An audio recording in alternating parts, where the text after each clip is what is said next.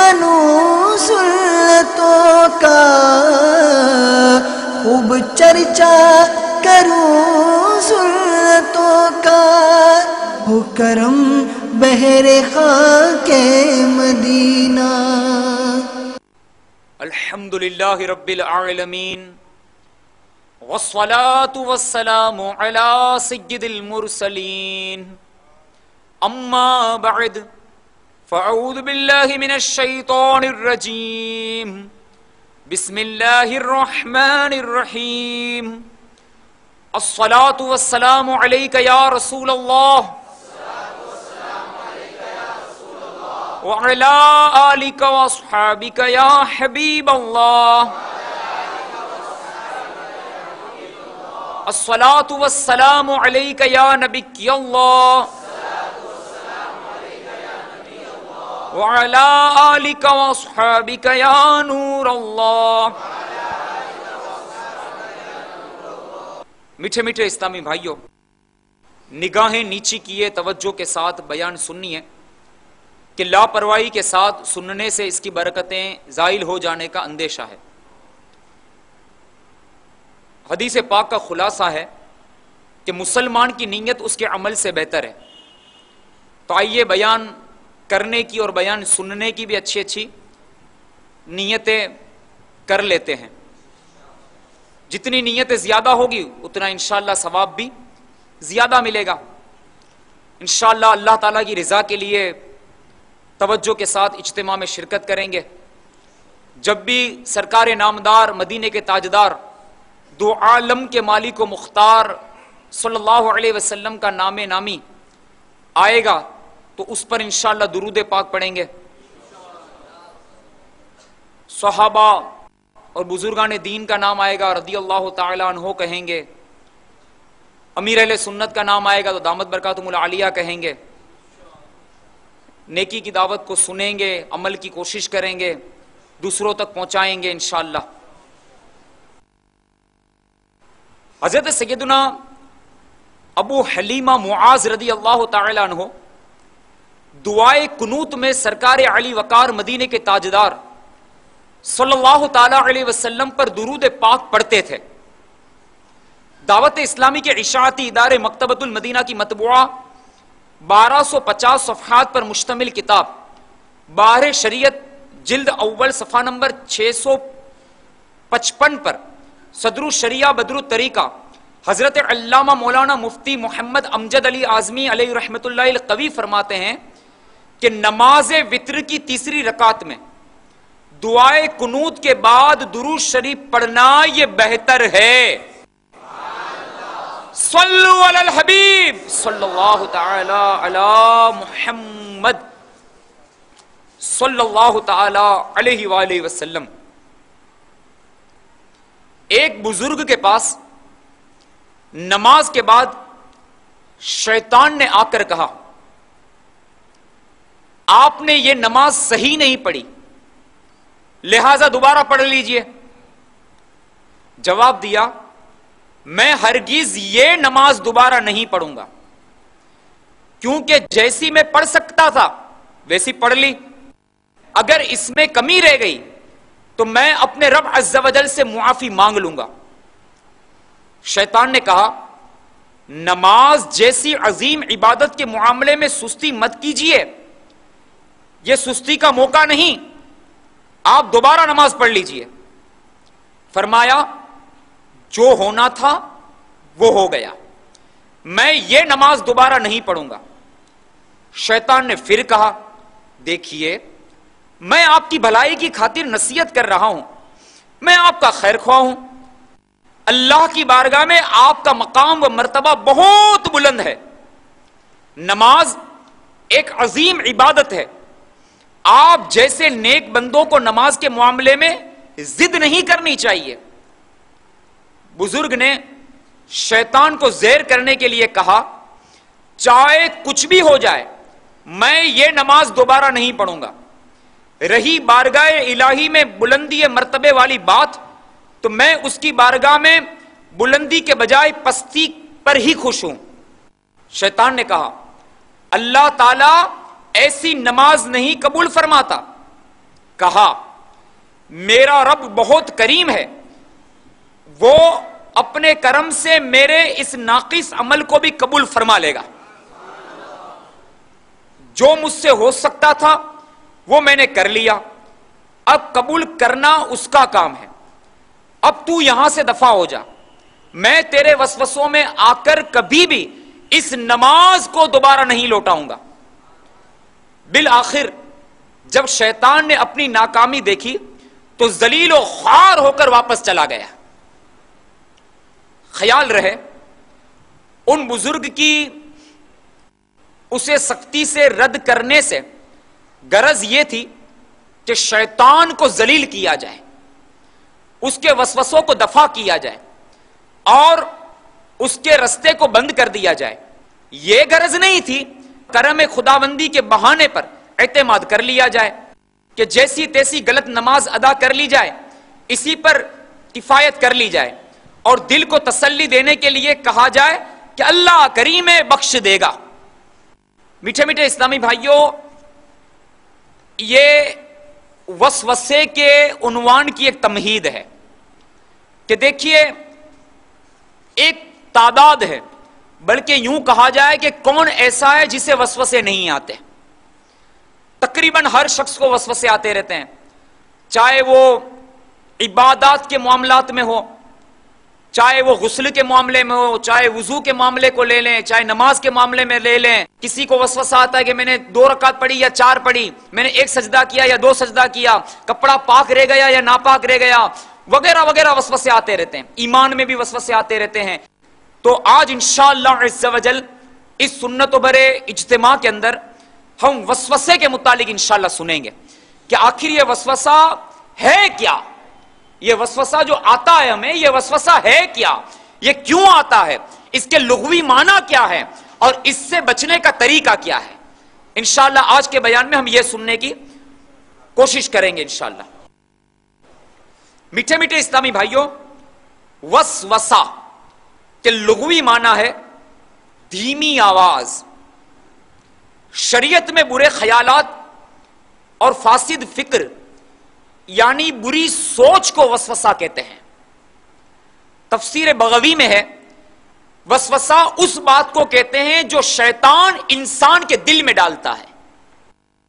عام طور پر وسوسے ہر ایک کو آتے ہیں، کسی کو کم تو کسی کو زیادہ۔ بعض لوگ بہت زیادہ حساس ہوتے ہیں اور حساس ہونے کے سبب وسوسوں کے متعلق سوچ سوچ کر انہیں اپنے اوپر مسلط کر لیتے ہیں اور پھر خود ہی تکلیف میں آ جاتے ہیں۔ اگر وسوسوں پر غور نہ کیا جائے تو عموماً خود ہی یہ ختم ہو جاتے ہیں۔ یعنی ایک تو اس کا علاج ہمیں ابتدا میں ہی مل گیا کہ وسوسے کی طرف توجہ دی ہی نہ جائے تو یہ وسوسے ختم ہو جاتے ہیں۔ جو ہی وسوسے آنا شروع ہو، ذکر اللہ مثلا اللہ اللہ کہنا شروع کر دیجئے، انشاءاللہ عز و جل شیطان فرار ہو جائے گا۔ مسلمان جس قدر رب العالمین کی اطاعت میں آگے بڑھتا ہے اسی قدر شیطان کی مخالفت و عداوت بھی بڑھ جاتی ہے، اور وہ ہما اقسام یعنی طرح طرح کے مکر و فریب اور دھوکے کے جال بچھاتا چلا جاتا ہے، اور اس کو اللہ عز و جل کی عبادت اور اس کے پیارے رسول صلی اللہ علیہ وسلم کی سنتوں سے روکنے کی بھرپور کوشش کرتا ہے، اور طرح طرح کے وسوسے دلا کر، گندے خیالات ذہن میں لا کر پریشان کرتا رہتا ہے، یہاں تک کہ بسا اوقات جہالت کی بنا پر آدمی اس کے ان وسوسوں کا شکار ہو کر نیکی اور بھلائی کے کاموں سے رک جاتا ہے، اور یوں شیطان اپنے مقصد میں کامیاب ہو جاتا ہے۔ اللہ عز و جل نے قرآن مجید پارہ 18 سورۃ المؤمنون کی آیت نمبر 97 اور 98 میں اپنے پیارے محبوب صلی اللہ علیہ وسلم سے ارشاد فرمایا، ترجمہ کنز الایمان، اور تم عرض کرو کہ اے میرے رب تیری پناہ شیاطین کے وسوسوں سے، اور اے میرے رب تیری پناہ کہ وہ میرے پاس آئے، نہ وسوسے آئیں، نہ کبھی گندے خیالات، نہ وسوسے آئیں، نہ کبھی گندے خیالات، ہو ذہن کا اور دل کا عطا قفل مدینہ، آمین۔ صلو علی الحبیب صلی اللہ تعالی علی محمد صلی اللہ تعالی علیہ وآلہ وسلم۔ دعوت اسلامی کے اشاعتی ادارے مکتبۃ المدینہ کی مطبوعہ 344 344 صفحات پر مشتمل کتاب منہاج العابدین صفحہ نمبر 79 تا 80 پر تحریر کردہ حجت الاسلام سیدنا امام محمد بن محمد غزالی علیہ رحمت اللہ الوالی کے فرمان کا خلاصہ ہے کہ اللہ عز و جل نے ہر انسان کے دل پر ایک فرشتہ مقرر فرمایا ہے جو نیکی کی دعوت دیتا ہے۔ اس فرشتے کو ملہم اور اس کی دعوت کو الہام کہتے ہیں۔ اس کے مقابلے میں اللہ عز و جل کی طرف سے ایک شیطان مسلط کر دیا گیا ہے جو برائی کی دعوت دیتا ہے۔ اس شیطان کو وسواس اور اس کی دعوت کو وسوسہ کہتے ہیں۔ سیدنا امام محمد بن محمد غزالی علیہ رحمت اللہ الوالی مزید فرماتے ہیں، گرچہ اکثر علماء کرام رحمہم اللہ السلام کی یہ رائے ہے کہ فرشتہ انسان کو نیکیوں کی طرف بلاتا ہے اور شیطان صرف برائی کی طرف بلاتا ہے۔ یقیناً پیارے اسلامی بھائیوں، شیطان یہ بڑا عیار و مکار ہے کہ کوئی بظاہر ایک چھوٹی نیکی کی طرف لے جا کر بڑی نیکی سے اسے روک دیتا ہے۔ اس کی بہت ہی پیاری ایک حکایت میں عرض کرتا ہوں جو اس بات کو سمجھنے کے لیے انشاءاللہ آسانی پیدا کرے گی۔ چنانچہ ایک وکیل صاحب تھے، وکیل صاحب غسل خانے میں نہانے کے لیے داخل ہوئے اور وہیں پر انہوں نے اپنا قیمتی ہینڈ سیٹ یعنی موبائل کا جو ہینڈ سیٹ ہوتا ہے وہ غسل خانے میں بھول گئے اور جلدی جلدی تیار ہو کر وہ اپنے کام کے لیے روانہ ہو گئے۔ راستے میں ان کے دوست ملے تو ان دوست سے بات کرتے کرتے انہیں یاد آیا کہ میں اپنا موبائل گھر پر غسل خانے میں بھول گیا ہوں۔ تو انہوں نے یہ بات اپنے دوست سے کہی۔ اب اتفاقاً ایک چور ان وکیل صاحب کے پیچھے کھڑا ہوا تھا۔ اس چور نے اس بات کو سن لیا کہ وکیل صاحب نے اپنے موبائل کو غسل خانے میں بلا دیا ہے۔ چنانچہ وہ وکیل صاحب کے جانے کے بعد وہ چور بازار میں گیا اور بازار میں جانے کے بعد بازار سے ایک مرغا خریدا اور اس مرغے کو خرید کر وہ وکیل صاحب کے گھر پر پہنچا۔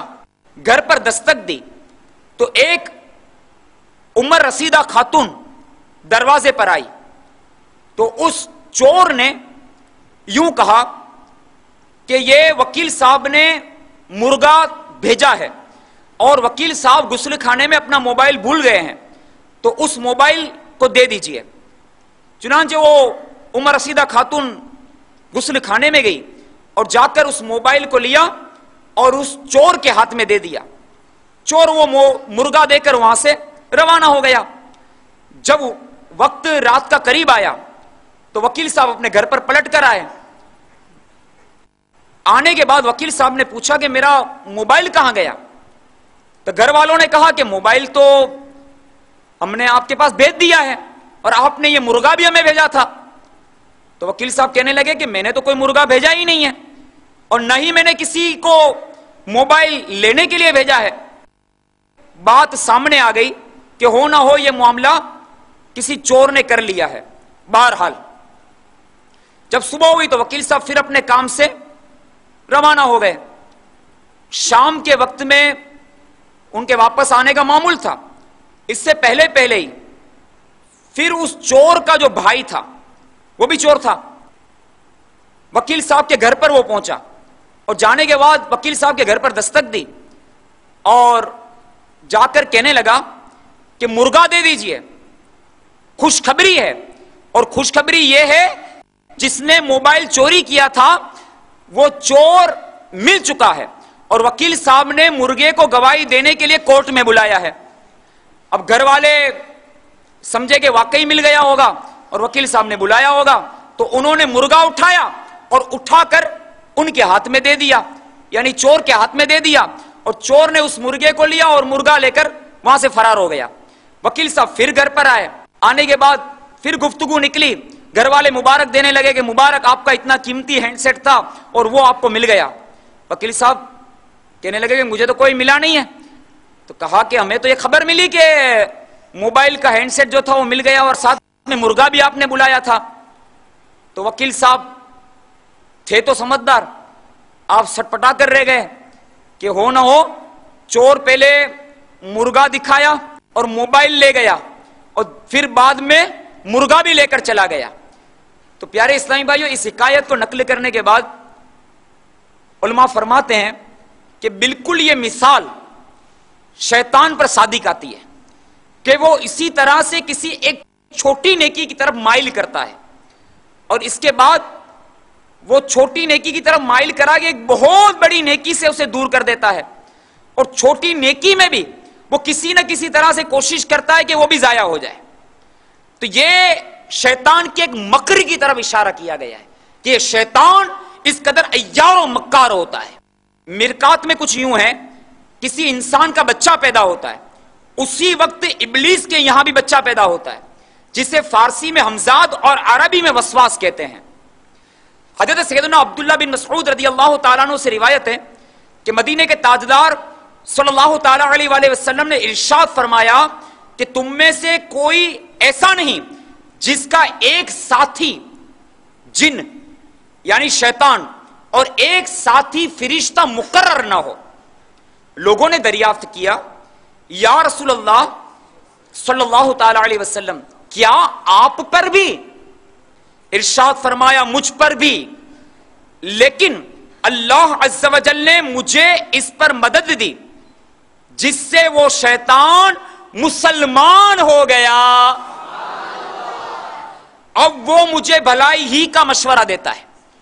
یہ صرف سرکار دو عالم صلی اللہ تعالیٰ علیہ وآلہ وسلم کے ساتھ ہے، یہ میرے آقا کی ذات ہے کہ ان کا جو حمزاد تھا وہ مسلمان ہو گیا۔ یہ آقا صلی اللہ علیہ وسلم کی شان ہے، یہ شان مصطفیٰ ہے کہ سرکار علیہ السلام کا حمزاد یہ مسلمان ہو گیا۔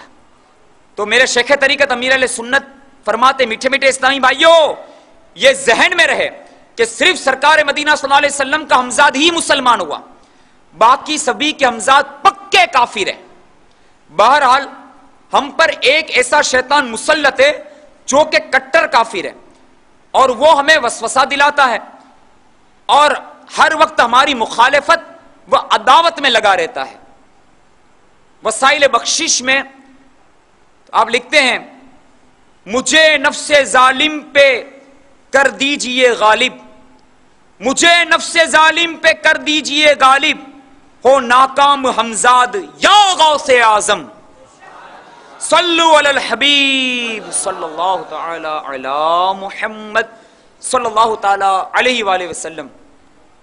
دعوت اسلامی کے اشاعتی ادارے مکتبۃ المدینہ کی مطبوعہ 553 صفحات پر مشتمل کتاب منہاج العابدین صفحہ نمبر 77 پر حجت الاسلام سیدنا امام محمد بن محمد غزالی علیہ رحمت اللہ الوالی حضرت سیدنا یحییٰ بن معاذ رازی علیہ رحمت اللہ الہادی کا یہ قول نقل کرتے ہوئے فرماتے ہیں شیطان فارغ ہے اور تو مشغول ہے، وہ تجھے دیکھتا ہے مگر تو اسے نہیں دیکھتا، تو نے اسے بلایا ہوا ہے مگر اس نے تجھے نہیں بلایا، اور تیرے اندر بھی شیطان کے کئی یار و مددگار مثلا نفس اور خواہشات وغیرہ موجود ہے، اس لیے اس سے محاربہ یعنی لڑائی کر کے اس کو مغلوب کرنا ضروری ہے، ورنہ تو اس کی شرارتوں اور ہلاکتوں سے محفوظ نہیں رہ سکتا۔ کلیجا شیاطی کا تھرا اٹھے گا، پکارو سبھی مل کے یا غوث اعظم، صلو علی الحبیب صلی اللہ تعالی علی محمد صلی اللہ تعالی علیہ وآلہ وسلم۔ شیطان ہم سے اس قدر قریب ہے کہ غیبدان آقا صلی اللہ علیہ وسلم کا فرمان علی شان ہے کہ بے شک شیطان انسان کے بدن میں خون کی طرح گردش کرتا ہے. صوفیاء کرام فرماتے ہیں پس اس کے راستوں کو بھوک کے ذریعے تنگ کر دو. یعنی شیطان کا جو راستہ ہے اس کو بھوک کے ذریعے تنگ کر دو.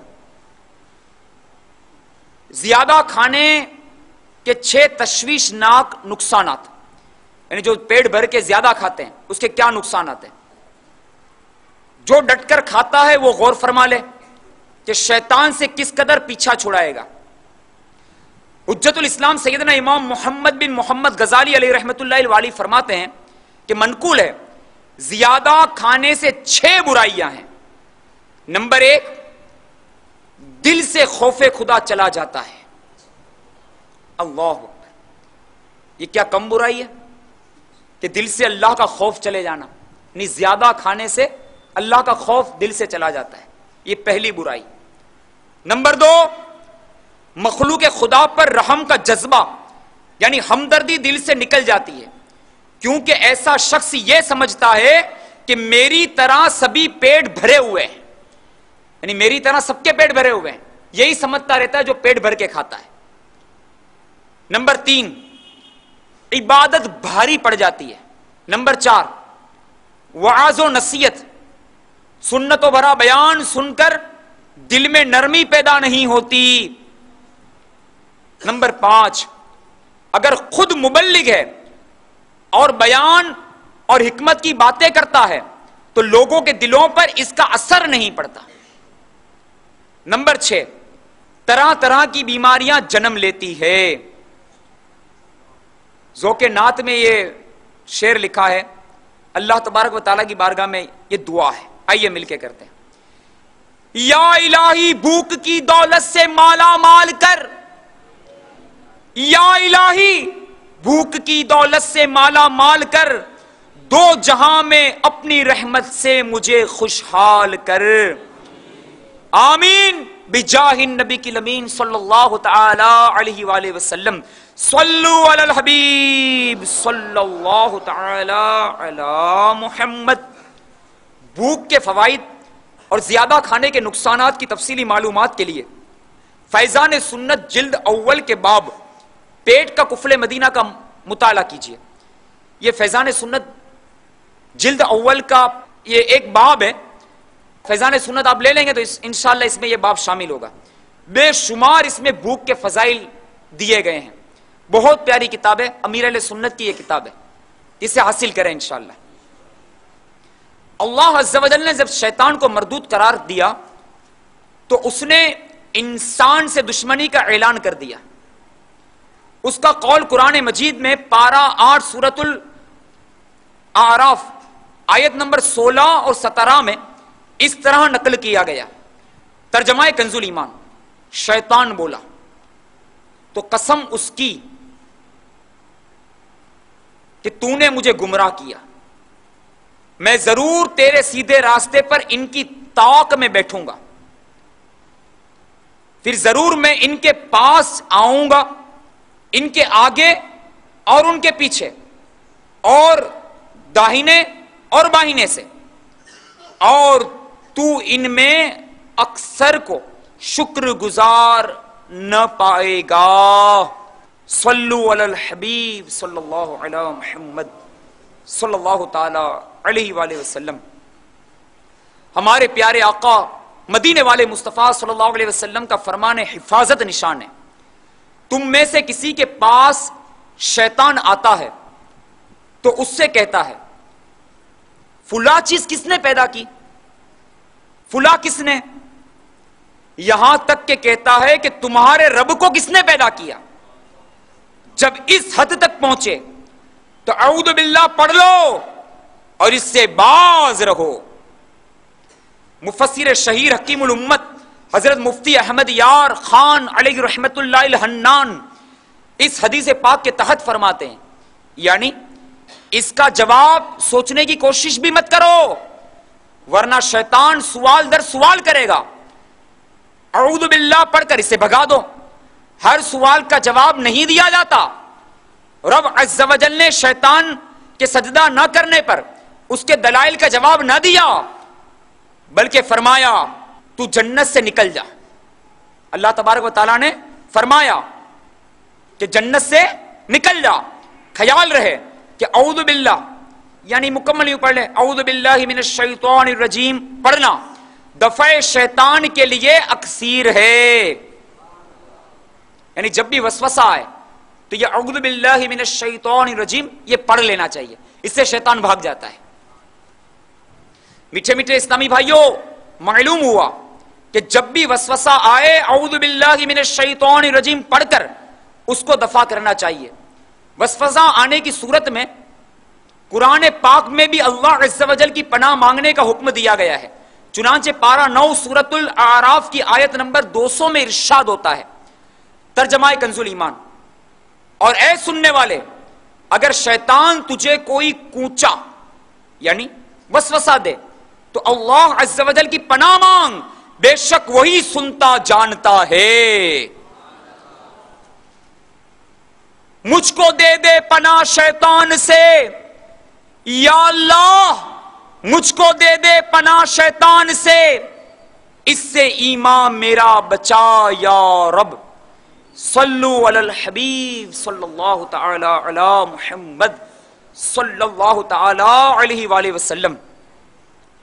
دعوت اسلامی کے اشاعتی ادارے مکتبۃ المدینہ کی مطبوعہ 502 صفحات پر مشتمل کتاب ملفوظات اعلی حضرت مخرجہ صفحہ نمبر 493 تا 494 پر ہے کہ حضرت سیدنا امام فخر الدین رازی رحمت اللہ تعالی علیہ کے نزا کا وقت قریب آیا، شیطان آیا، چنانچہ یعنی شیطان نے اس سے پوچھا کہ تم نے تمام عمر مناظروں مباحثوں میں گزاری، خدا کو بھی پہچانا؟ آپ رحمت اللہ تعالی نے فرمایا بے شک خدا ایک ہے۔ اس شیطان نے کہا اس پر کیا دلیل؟ آپ رحمت اللہ تعالی علیہ نے ایک دلیل کو قائم کیا، وہ یعنی شیطان خبیث نے وہ دلیل توڑ دی، انہوں نے دوسری دلیل قائم کی تو اس نے وہ بھی توڑ دی۔ حضرت سیدنا امام فخر الدین رازی رحمت اللہ تعالی علیہ نے 360 دلیلیں قائم کی اور اس شیطان نے ساری دلیلیں توڑ دی۔ اب یہ یعنی امام صاحب رحمت اللہ تعالی علیہ سخت پریشانی میں، اب ان کے جو شیخ تھے یعنی سیدنا شیخ نجم الدین قبرہ رحمت اللہ تعالی علیہ کہیں دور دراز مقام پر آپ وضو فرما رہے تھے، وہاں سے آپ یعنی پیر و مرشد نے امام رازی کو آواز دی۔ دیکھیں امام رازی، آپ امام ہیں، آپ مناظرے کرتے تھے، آپ امام ہیں لیکن امام کو بھی پیر کی حاجت ہے،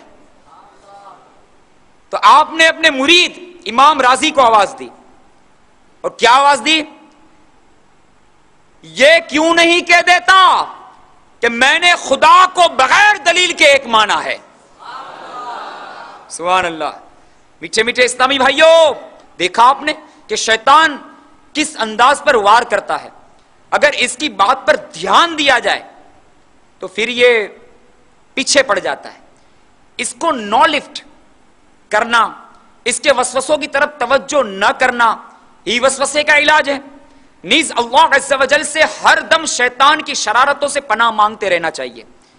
اور یہ بھی معلوم ہوا کہ کسی کامل پیر کا مرید بن جانا چاہیے کہ مرشد کی توجہ بھی وسوسے شیطانی کو دفع کرتی ہے۔ سبحان اللہ۔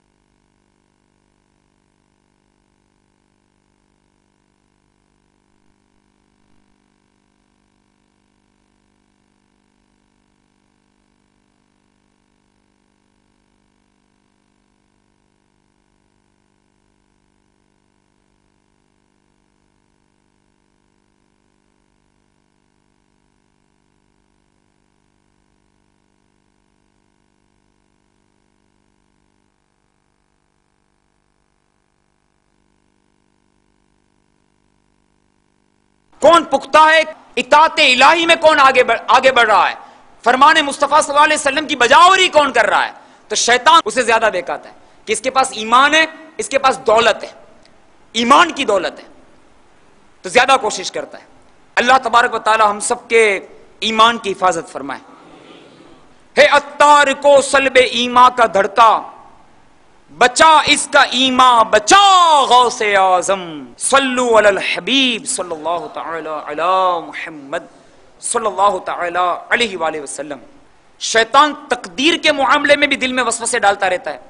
مثلا جو کچھ تقدیر میں لکھا ہے ہم اس کے پابند ہیں، تقدیر کے آگے مجبور محض ہیں، ہم تو وہی کرتے ہیں جو تقدیر میں لکھا ہے، پھر قبر و جہنم کی سزا کیوں، وغیرہ وغیرہ۔ یقیناً یہ بھی شیطان کا دھوکہ ہے، اس معاملے میں سوچے بھی نہیں، ورنہ شیطان گمراہ کر دے گا۔ بس اعوذ باللہ من الشیطان الرجیم پڑھ کر اس مردود کو بھگا دیجئے۔ میٹھے میٹھے اسلامی بھائیوں، یاد رکھیے جو جیسا کرنے والا تھا اللہ عز و جل نے اسے اپنے علم سے جانا اور اس کے لیے ویسا لکھا۔ اس بات کو اس عام فہم مثال سے سمجھنے کی کوشش فرمائیے، جیسا کہ امیر علیہ سنت نے بہت پیاری مثال دی ہے۔ تقدیر کے معاملے میں انشاءاللہ شیطان وسوسہ ڈالے گا تو اس کی ایک دم کٹ ہو جائے گی، انشاءاللہ ایسی کاٹ ہوگی کہ وہ انشاءاللہ بھاگ جائے گا انشاءاللہ عز و جل۔ ایسی پیاری مثال دی ہے کہ آج کل قانون کے مطابق غذاؤں پر، دوائیوں وغیرہ کے پیکٹ پر انتہائی تاریخ یعنی ایکسپائر ڈیٹ لکھی جاتی ہے۔ اب دیکھتے دوائیاں ہوتی ہے تو اس پہ بھی ڈیٹ لکھی ہوتی ہے کہ یہ اس کی ایکسپائر ڈیٹ ہے، تب یہ کام میں نہیں آئے گی دوا۔ بچہ بھی یہ بات سمجھ سکتا ہے کہ کمپنی والوں کو چونکہ تجربہ ہوتا ہے کہ یہ چیز فلاں تاریخ تک خراب ہو جائے گی، اس لیے لکھ دیتے ہیں۔ یقیناً کمپنی کے یہ ایکسپائر ڈیٹ لکھنے اس چیز کو خراب ہونے پر مجبور نہیں کیا کہ کمپنی نے یہ چیز لکھ دی ہے یہ اس لیے مطلب یہ خراب ہو جائے گی چیز، ایسا نہیں ہے۔ ان کے لکھنے سے نہیں ہوگی، ان کا تجربہ ہے۔ کمپنی کا تجربہ ہوتا ہے کہ یہ آئٹم، یہ پروڈکٹ اتنے دنوں تک ہی چل پائے گی، اس کے بعد خراب ہو جائے گی، تو تجربے کی بنا پر لکھ دیا کہ 2 months 5 months 12 months 2 years 5 years، یہ اس لیے لکھ دیتے ہیں کہ 5 سال تک چلے گی، 2 سال تک چلے گی، 2 مہینے تک چلے گی، تجربے کی بنا پر۔ تو اب کوئی کہے کہ نہیں کمپنی نے لکھا تھا اس لیے یہ خراب ہو گئی، کوئی ایسا کہے گا؟ نہیں کہے گا۔ کیوں نہیں کہے گا؟ اس لیے کہ ہر کوئی سمجھدار ہے، سمجھتا ہے اس بات کو، لکھنے سے نہیں ہوتا، تجربے سے ہو جاتا ہے۔ تو یوں ہی تقدیر کا معاملہ ہے کہ اللہ تبارک و تعالیٰ کے علم میں ہے کہ بندہ کیا کیا کرے گا، تو اس چیز کو لکھ دیا گیا ہے پہلے سے۔ اللہ تبارک و تعالیٰ جانتا ہے کہ بندہ کیا کیا کرے گا، تو ہم جو کرنے والے تھے اس چیز کو لکھ دیا گیا ہے۔ تو اللہ تبارک و تعالیٰ جس کو تقدیر کے معاملے میں وسوسے آتے ہیں ان کی بھی کاٹ فرما دے، آمین۔ مسلم شریف میں ہے کہ کچھ صحابہ کرام علیہم رضوان نے مدینے کے تاجدار بے کسوں کے مددگار صلی اللہ علیہ وسلم کے دربار گوہربار میں حاضر ہو کر عرض گزار ہوئے کہ ہم اپنے دلوں میں ایسے خیالات یعنی وسوسے محسوس کرتے ہیں کہ انہیں بیان کرنا بہت برا معلوم ہوتا ہے۔ ہادی رائے نجات، سرور کائنات، شاہ موجودات صلی اللہ تعالی علیہ وسلم نے ارشاد فرمایا، کیا تم نے یہ بات پائی ہے؟ عرض کیا جی ہاں۔ فرمایا یہ کھلا ہوا ایمان ہے۔ بحر و بر کے بادشاہ، دو عالم کے شہنشاہ، امت کے خیر خواہ صلی اللہ تعالی علیہ وسلم کی خدمت اقدس میں حاضر ہو کر ایک شخص نے عرض کی کہ میں اپنے دل میں ایسے خیالات محسوس کرتا ہوں کہ وہ بولنے سے یعنی ان خیالات کو بولنے سے جل کر کوئلہ ہو جانا زیادہ پسند ہے۔ فرمایا اللہ کا شکر ہے جس نے ان خیالات کو وسوسہ بنا دیا۔ حکیم الامت حضرت مفتی احمد یار خان علیہ رحمت اللہ الحنان فرماتے یعنی رب عز و جل نے ایسے خیالات کو وسوسے میں داخل فرمایا جن پر کوئی پکڑ نہیں رکھی۔ وہ کریم بندے کی مجبوری و معذوری کو جانتا ہے۔ حضرت سیدنا ابو ہریرہ رضی اللہ تعالیٰ عنہ سے روایت فرماتے ہیں کہ سرکار عبد قرار شافع روز شمار بِإِذْنِ پروردگار دو عالم کے مالک و مختار صلی اللہ علیہ وسلم نے ارشاد فرمایا یقیناً اللہ عز و جل نے میرے لیے میری امت سے ان کے دلی خطرات یعنی وسوسوں سے درگزر فرما دی جب تک اس پر کام یا کلام نہ کرے۔ مفسر شہیر حکیم الامت حضرت مفتی احمد یار خان علیہ رحمۃ اللہ الحنان اس حدیث پاک کے تحت فرماتے ہیں برے خیالات پر پکڑ نہیں، یہ اس امت کی خصوصیت ہے۔ سبحان اللہ، امتی تیری قسمت پہ لاکھوں سلام، سبحان اللہ، یہ امت کی خصوصیت ہے کہ اس پہ پکڑ نہیں۔ پچھلی امتوں میں اس پر یعنی وسوسے دل میں جمانے کا قصد لانے پر پکڑ تھی، لیکن یہ امت کی پکڑ نہیں۔ وہ ہمارے نبی جن کے ہم امتی، امتی تیری قسمت پہ لاکھوں سلام۔ حضرت علامہ شیخ عبدالحق محدث دہلوی علیہ رحمت اللہ القوی فرماتے ہیں جو برا خیال دل میں بے اختیار اچانک آ جاتا ہے اسے حاجز کہتے ہیں۔ یہ آنی فانی ہوتا ہے، آیا اور گیا۔ یہ پچھلی امتوں پر بھی معاف تھا اور ہم کو بھی معاف ہے، لیکن جو دل میں باقی رہ جائے وہ ہم پر معاف ہے، ان امتوں پر معاف نہ تھا۔ اگر اس کے ساتھ دل میں لذت اور خوشی پیدا ہو اسے ہم کہتے ہیں، اس کی بھی پکڑ نہیں، اور ساتھ ہی کر گزرنے کا ارادہ بھی ہو تو وہ عزم ہے، اس کی پکڑ ہے۔ یعنی کوئی عزم کرے گا تو اس پہ پکڑ ہو جائے گی، ہم بھی پکڑ نہیں، ہم میں بھی پکڑ نہیں ہے، لیکن عزم ہو گیا اب اس پہ پکڑ ہے۔ وسوسہ چاہے جتنے ہی آئے اور کتنے ہی خطرناک ہو اس سے ایمان برباد نہیں ہوتا۔ ایمانیات کے تعلق سے وسوسے آنے پر دل پریشان ہونا اس بات کی علامت ہے کہ دل ایمان پر مطمئن ہے۔ پارہ 14 سورہ نحل کی آیت نمبر 106 میں ارشاد باری تعالی ہے، ترجمہ کنز الایمان، اور اس کا دل ایمان پر جمع ہوا ہو۔ وسوسوں کو برا جاننا یہ عین ایمان ہے۔ پیچھے میٹھے اسلامی بھائیوں، ایمان کے بارے میں وسوسے آنا تو کمال ایمان کی علامت ہے۔ چور ڈاکو وہیں جاتا ہے جہاں دولت کی ریل پیل ہوتی ہے، تو جہاں ایمان جتنا زیادہ مضبوط ہوگا شیطان بھی اسی قدر زیادہ تنگ کرے گا۔ کسی مسلمان کا وسوسے پر گھبرانا، پریشان ہونا، رو رو کر شیطان مردود سے اللہ عز و جل کی پناہ طلب کرنا در حقیقت قوت ایمانی کی نشانی ہے۔ مفسر شہیر حکیم الامت حضرت مفتی احمد یار خان علیہ رحمت اللہ الحنان فرماتے ہیں وسوسوں کو برا سمجھنا عین ایمان ہے۔ اب آئیے دیکھتے ہیں کہ یہ شیطان اس کی کیا جماعت ہے، اس کی کیا تقسیم ہے، اس کو بھی سمجھتے ہیں۔ چنانچہ دعوت اسلامی کے اشاعتی ادارے مکتبۃ المدینہ کی مطبوعہ 1548 صفحات پر مشتمل کتاب فیضان سنت صفحہ نمبر 40 تا 41 پر ہے، امیر المومنین حضرت سیدنا عمر فاروق اعظم رضی اللہ تعالیٰ عنہ فرماتے ہیں کہ شیطان کی 9 اولاد ہے۔ اس شیطان کی اولاد کا ذکر ہے، شیطان کی 9 اولاد ہے۔ نمبر 1 زلیتون، نمبر 2 وسین، 3 لقوس، 4 آوان، 5 افاف، 6 مراح، 7 مصوت، 8 داسم، اور نمبر 9 ولہان۔ ابھی کیا کہاں ہوتے ہیں، ان کی ڈیوٹی کیا ہے؟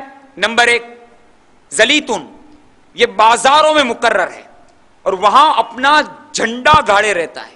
زلیتون بازار میں رہتا ہے اور اپنا جھنڈا گاڑے رہتا ہے۔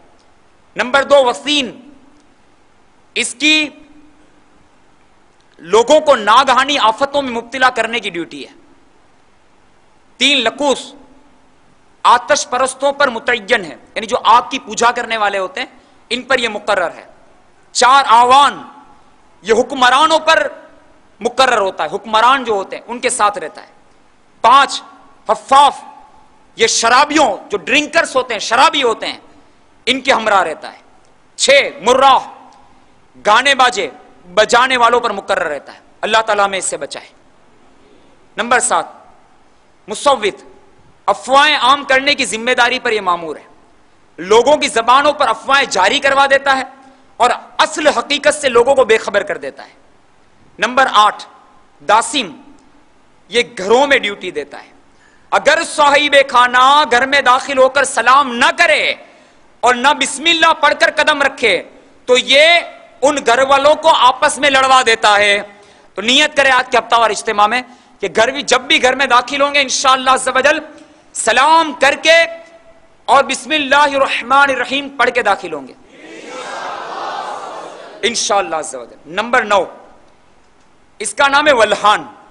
یہ وضو میں وسوسے ڈالنے پر مقرر ہے، یعنی جو وضو میں جو وسوسے آتے ہیں کہ میرا وضو صحیح ہوا نہیں ہوا، اس طرح کے بہت سارے وسوسے یہ ڈالتا رہتا ہے شیطان۔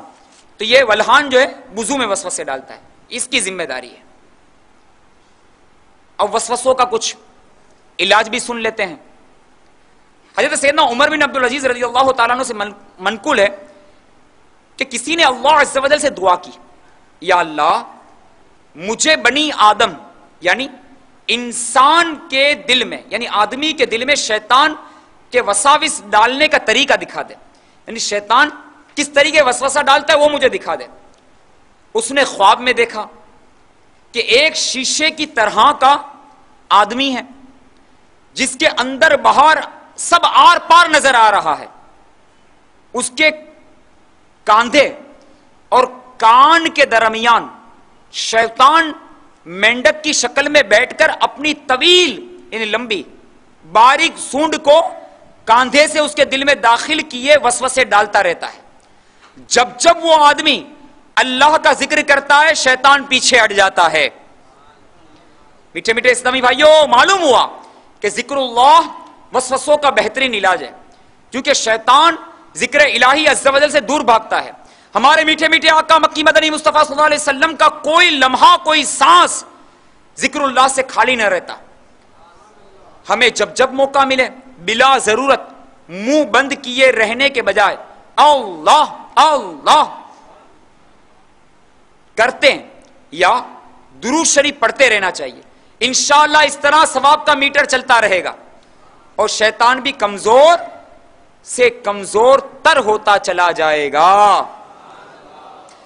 حجت الاسلام سیدنا امام محمد بن محمد غزالی علیہ رحمۃ اللہ علیہ نقل فرماتے ہیں کہ حضرت سیدنا قیس بن حجاج رحمۃ اللہ تعالی علیہ فرماتے ہیں کہ میرے شیطان یعنی حمزاد نے مجھ سے کہا، میں جب تمہارے اندر داخل ہوا تو اونٹ کی طرح طاقتور تھا،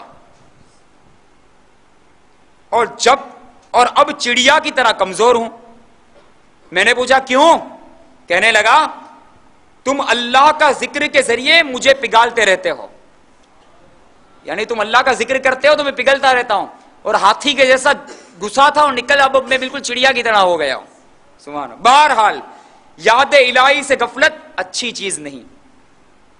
حضرت سیدنا ابن عباس رضی اللہ تعالیٰ عنہ فرماتے ہیں کہ شیطان انسان کے دل میں بیٹھا رہتا ہے، جب بندہ ذکر اللہ سے غافل ہو جاتا ہے تو شیطان وسوسہ ڈالتا ہے، اور جب انسان اللہ کا ذکر کرتا ہے تو شیطان پیچھے ہٹ کر جاتا ہے۔ یہ اس کا علاج بھی سمجھ میں آ گیا۔ اس کے علاوہ بھی امیر علیہ سنت نے کئی علاج دیے ہیں۔ خدا کا کرم کے 8 حروف کی نسبت سے وسوسوں کے 8 علاج بھی آپ نے تحریر فرمائے، اس میں سے میں کچھ عرض کر دیتا ہوں۔ نمبر 1، اللہ کی طرف رجوع کیجئے، یعنی اللہ عز و جل کی شیطان سے نجات کے لیے امداد طلب کیجئے اور ذکر اللہ شروع کر دیجئے۔ جب بھی وسوسہ آئے اللہ کا ذکر شروع کر دیجئے۔ نمبر 2، اعوذ باللہ من الشیطان الرجیم پڑھیے۔ 3، لا حول ولا قوت الا باللہ، یہ پڑھیے۔ سورۃ الناس کی تلاوت کر لیجئے۔ نمبر 4، سورۃ الناس کی تلاوت۔ نمبر 5، آمنت باللہ ورسولہ، یہ پڑھ لیجئے، یہ بھی انشاءاللہ اس کا علاج ہو جائے گا۔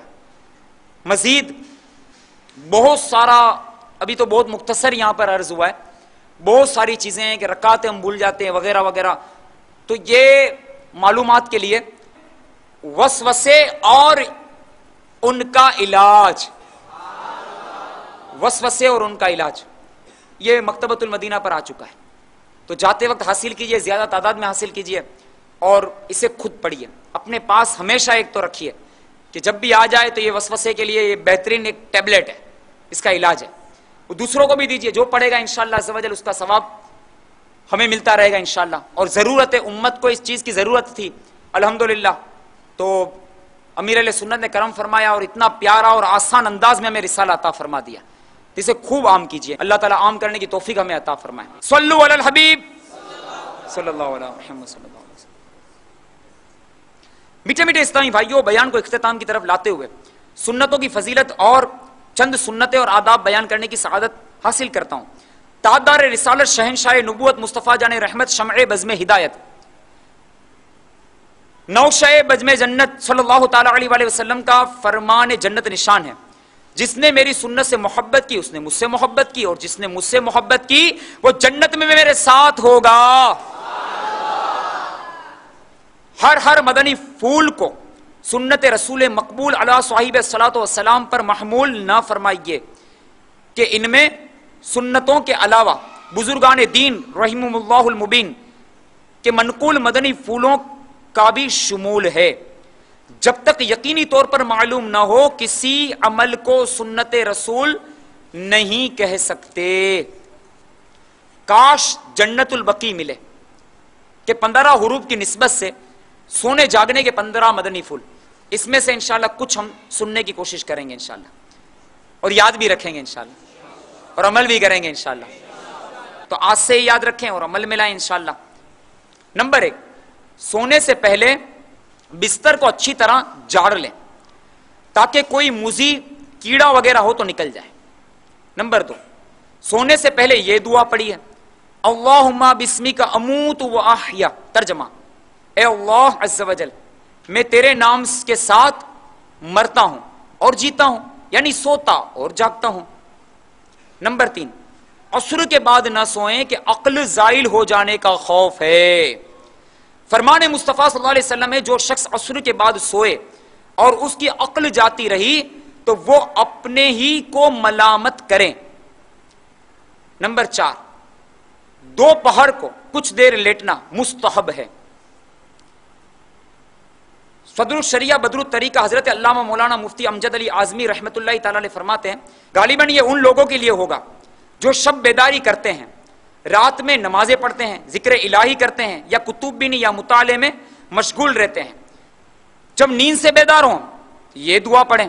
ترجمہ، تمام تعریفیں اللہ عز و جل کے لیے ہیں جس نے ہمیں مارنے کے بعد زندہ کیا اور اسی کی طرف لوٹ کر جانا ہے. صلو علی الحبیب صلی اللہ تعالی علی محمد صلی اللہ تعالی علیہ وسلم.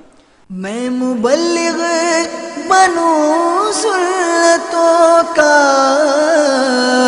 خوب چرچا کروں سنتوں کا، ہو کرم بہر خواہ